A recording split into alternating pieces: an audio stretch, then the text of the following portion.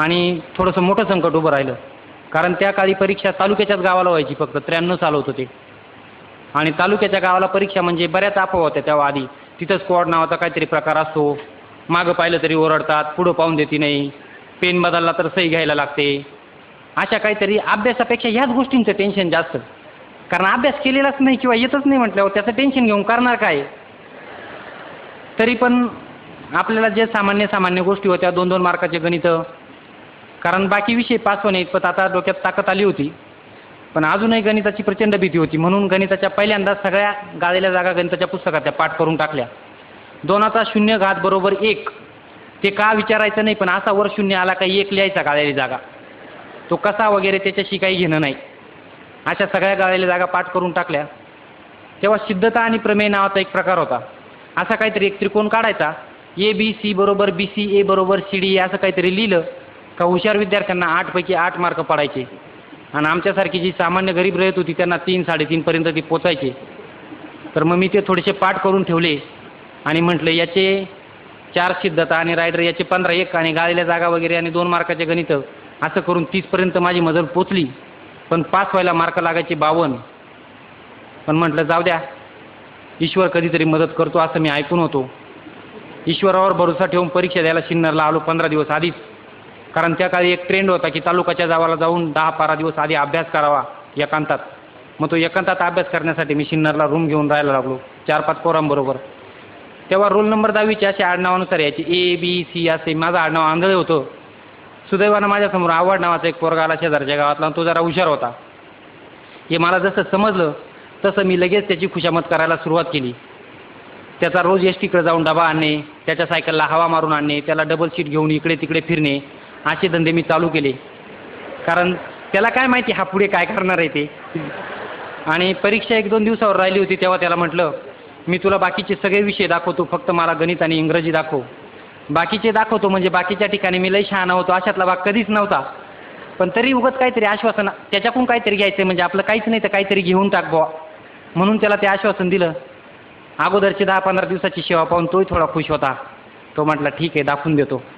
आणि त्यानं मला 10वीत थोडंसं गणित आणि इंग्रजी दाखवलं. आणि 1993 मी 54.42% की जे माझ्या आयुष्यातले सर्वोच्च मार्क होते ते घेऊन पास झालो.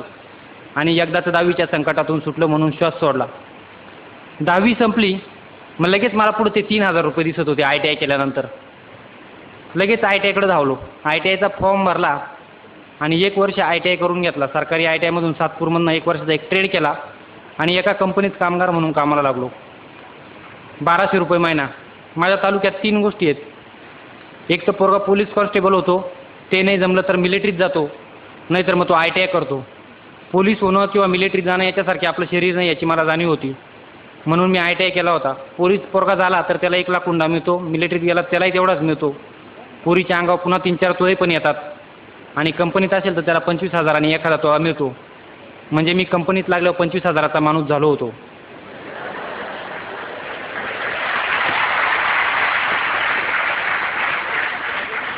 मग कंपनीत काम करत करत सहज आता 11वीला ॲडमिशन घ्यायचं तर कशाला घ्यायचं, सायन्सला घ्यावं तर त्यात इंग्रजी असतं आणि तिथं आपल्याला त्याचा काही प्रश्नच नाही. कोणीतरी सांगितलं होतं की कॉमर्सला ॲडमिशन घेतल्यावर त्यातनं CA वगैरे असं काहीतरी होतं, पण ते पाहिलं तर दुसरा एक म्हटलं त्यात खूप टोटला मारायला लागतात गणिताच्या. म्हटलं हे आपलं गरीबाचं काम नाही, गरीब म्हणजे बुद्धीने. म्हणून मग मी आर्ट्सला ॲडमिशन घेतलं आणि 11वी-12वी आर्ट्समधनं झालो. सायमल्टेनियसली मी कंपनीत काम करत होतो. 12वी पास झालो म्हणून 13वीला ॲडमिशन घेतलं. 13वी-14वीला पुन्हा मला AT-KT लागली आणि 1999 साली मी 15वी पास झालो. 50% मार्क पडून 50.83. तोपर्यंत कंपनीत माझा पगार 1800 रुपये झाला होता. घरच्यांच्या अपेक्षा उंचावल्या होत्या, कारण पोराचं वय आता 22 वर्ष झालं होतं. म्हणजे आता याला एक 25,000 मिळतील, लग्न वगैरे करून 2चे 4 करून दिले का तो शेट ज्याने चोच दिली तो चारा पण देईल, मग हा पोरगा काय करायचं ते त्याच्या तो पाहून घेईल, अशा हिशोबाने घरचे 2चे 4 करायच्या तयारीत होते.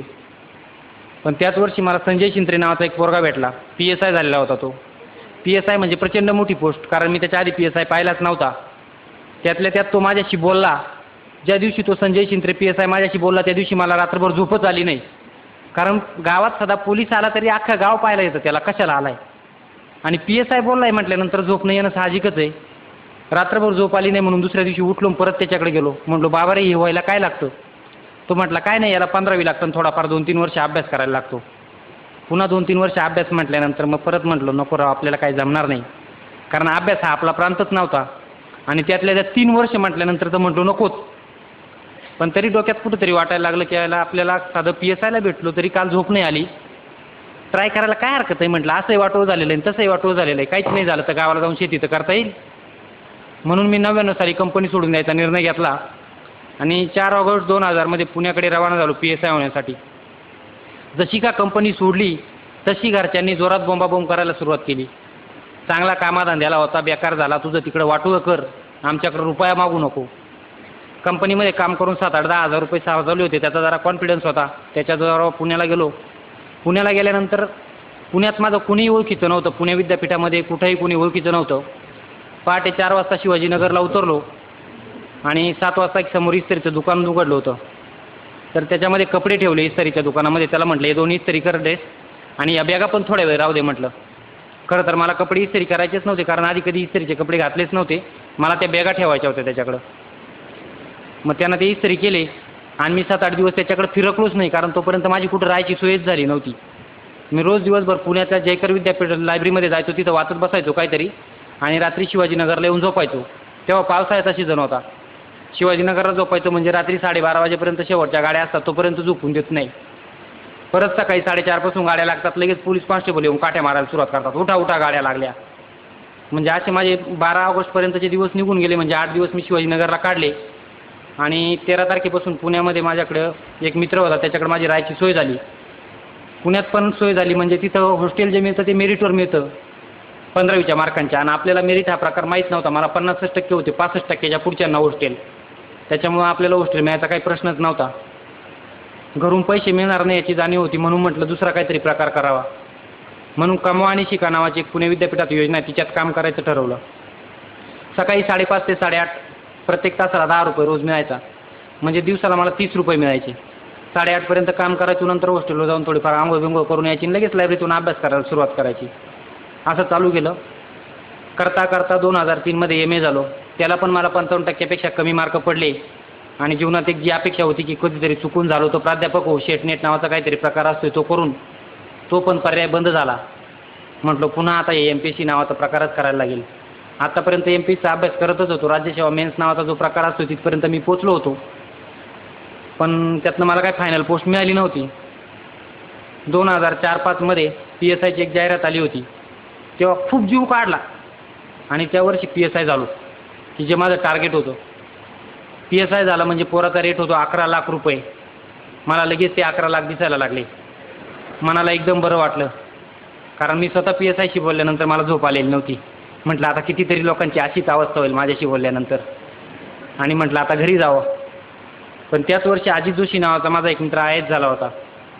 तो म्हणे अरे काय घेऊन बसलाय म्हणे PSI, म्हणे IAS नाही तर IPS हो म्हणे, 200 PSI हाताखाली येतील.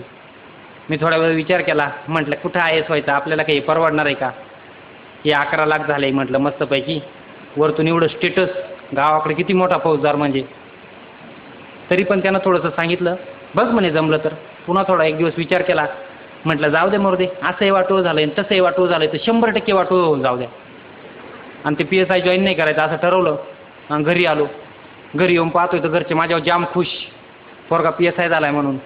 आतापर्यंत माझ्याकडे कधीच न फिरकणारे वडील एकदम निरीचा शर्ट बिर्ट घालून माझं स्वागत करायला तयारच होते. त्यांना बरं वाटलं पोरगा PSI झाला आहे. गावातले पण लगेच 2-3 जण मागं इकडं तिकडे फिरायला लागले आणि मी घरी जाऊन सांगितलं, म्हटलं ते काय म्हणताय PSI काय, मी ते काय जॉईन करणार नाही. घरच्यांनी पुन्हा शिव्या द्यायला सुरुवात केली आणि गावातल्यांना वाटलं कशाचं झालं होतं, कारण PSI म्हणजे आपल्याला वाटतं कोल्हापूरकडचा पैलवान असावा, म्हणजे कुठनं तरी आखाड्यातून आला, एकदम मजबूत असा बॉडी बिल्डर वगैरे. आणि माझ्या तब्येत तिकडं पाहिल्यावर कोणाला वाटलं नाही आता काय झालं असेल, सगळ्यांना वाटली थाप मारली म्हणून. आणि म्हटलं काय थापा मारतोय गावाकडे तिकडे पुण्याकडे काहीतरी करतोय. आणि आतापर्यंत MPSCचा अभ्यास करता करता मी ते फुले, शाहू महाराज, आंबेडकर, शिवाजी महाराज, कर्वे असे वाचायचो आणि मला मधून मधून समाज सुधारण्याची झटके यायची, कारण ते वाचल्यानंतर डोक्यावर परिणाम होतच ना. म्हणतात ना शिक्षण हे वाघिणीचे दूध आहे, ते पेले का झटके येतात, तसे मला ते यायचे. तर लहान भाऊ शेती करत होता, त्याचं वय 23 वर्ष झालं. तर घरचे प्रत्येक वेळेस गेले का पिपाणी वाजवायचे, तुझ्यामुळे याचं अडून राहिले, याचं तरी लग्न करून दे. मग ते PSI होऊन गेलो त्या नादामध्ये, म्हटलं याचं लग्न करून टाका, म्हटलं माझ्या काय नादी लागू नका. मग त्याचा एका ठिकाणी जमवायला गेलो आणि मला समाज सुधारणेचा झटका आला आणि मी त्याचा हुंडाच घेऊन दिला नाही. म्हणजे तो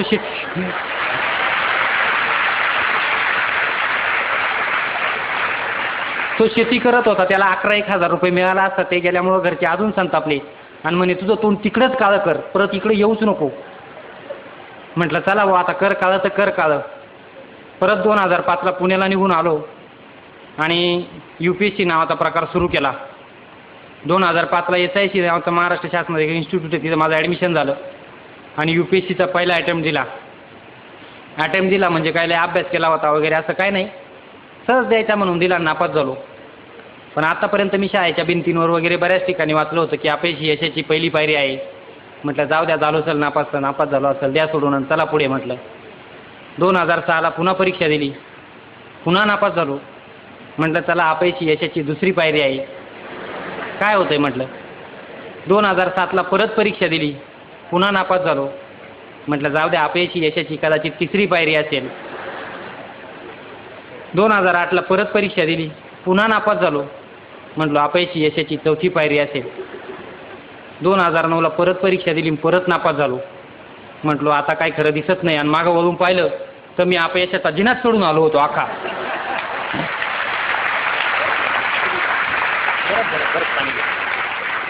2010ची परीक्षा दिली आणि त्या वर्षी पास झालो. म्हणजे अपयशाचा पूर्ण जिना सोडून आल्यानंतर मला यशाची एक पायरी दिसली होती.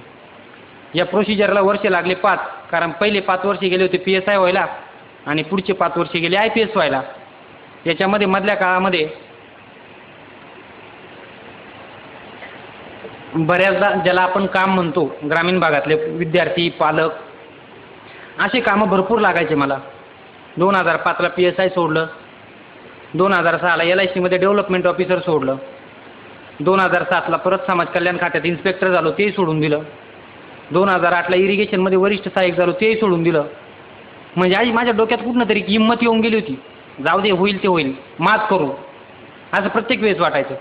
किंबहुना मला माझे बरेच मित्र म्हणायचे लई मात करतोय, चांगलं नाही होणार. मी म्हणायचं मात तेच करतात ज्यांच्यात हिंमत असते. आणि परत मी एकट्यात गेलो का विचार करायचो, जर हे फिरलं आणि आपल्यात घुसलं तर काहीच खरं नाही.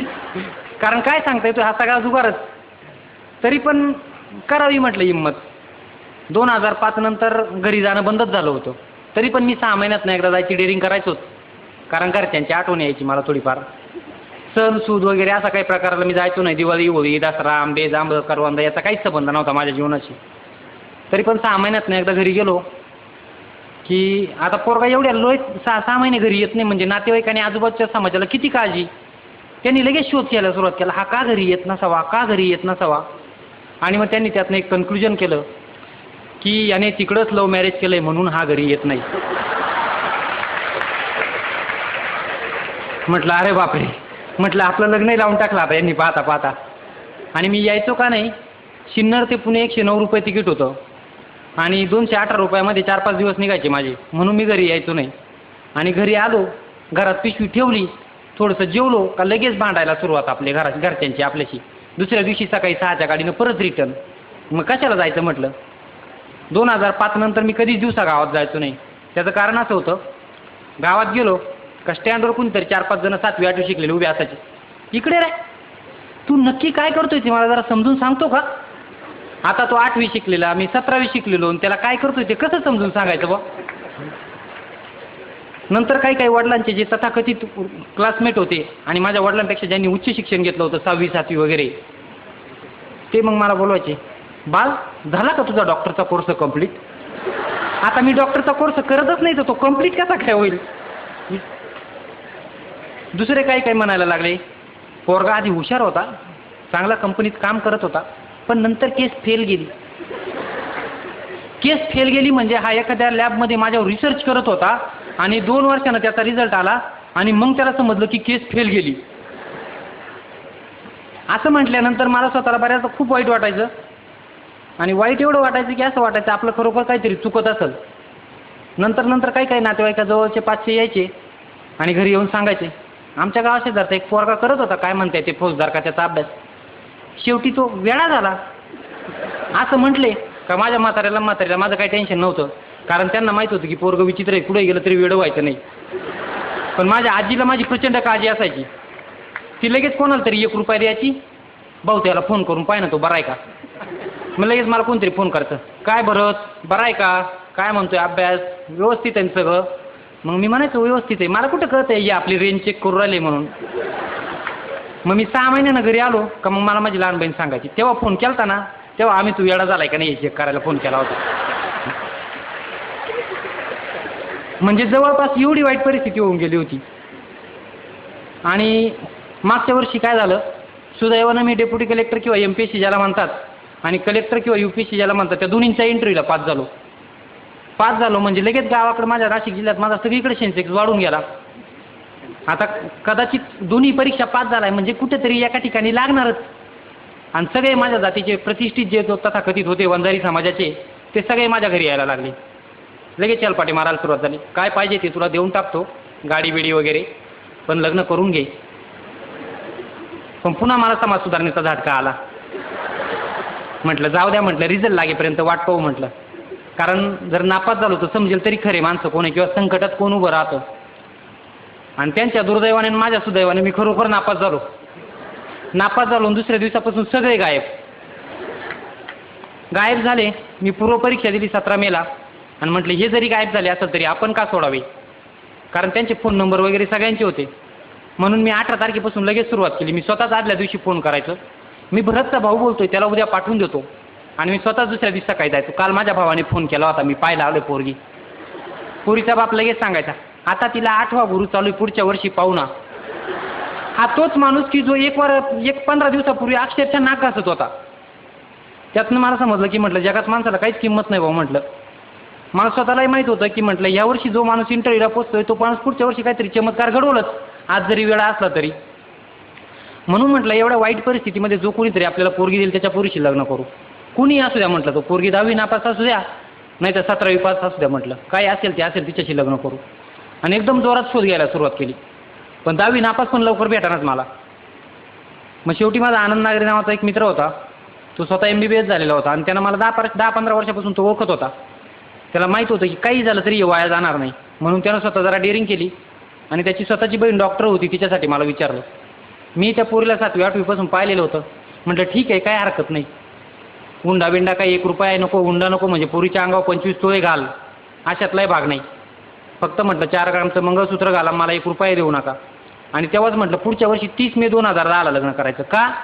कारण मे महिन्याच्या 2010च्या मेच्या पहिल्या आठवड्यात माझा रिझल्ट लागेल आणि पुढच्या 25 दिवसात जर कदाचित माझी नैतिकता फिरली तर त्याची काय गॅरंटी, शेवटी माणूसच, मी पण माणूसच आहे. म्हटलं कदाचित जर फिरलो तर त्यापेक्षा आधीच तारीख फिक्स करून ठेवू म्हटलं. म्हणून तेव्हाच तारीख बिरीख फिक्स करून ठेवली आणि यावर्षी 30 मेला लग्न केलं. आता यामधल्या सगळ्या प्रवासामध्ये बऱ्याचदा खूप सारे प्रॉब्लेम आले. 2005 नंतर मला घरून 1 रुपया मिळायचा नाही. मला भरपूर सारे जॉब मिळायचे पण मी ते करायचो नाही. पण मला एक गोष्ट तेव्हापासून समजत गेली, जगात जर चांगलं वागलं तर चांगले माणसं आपल्याला सगळीकडे भेटत जातात. मी स्वतः थोडासा जास्त शहाणा होतो.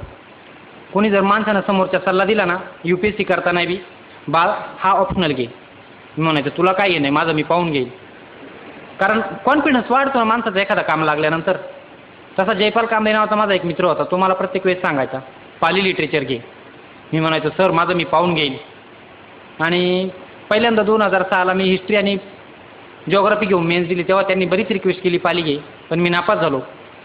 पुढच्या वर्षी त्यांनी मला परत सल्ला दिला हा विषय घे.